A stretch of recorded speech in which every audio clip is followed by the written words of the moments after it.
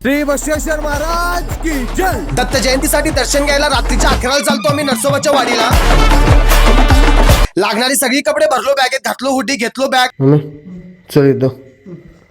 दिसतात जाऊन या. सगळी पब्लिक जमलेली, टाकला बॅगा डिक्कीत. घर जवळ असून पण अजिताला सगळ्यात लेट.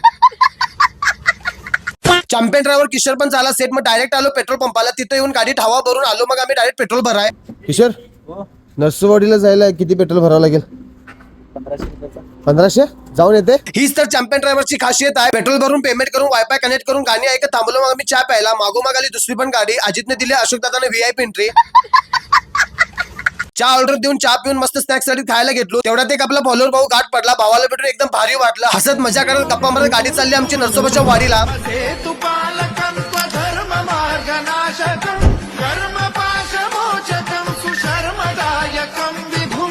भरपूर भक्त पायी वारी करत नरसोबाच्या वाडीला येत होते.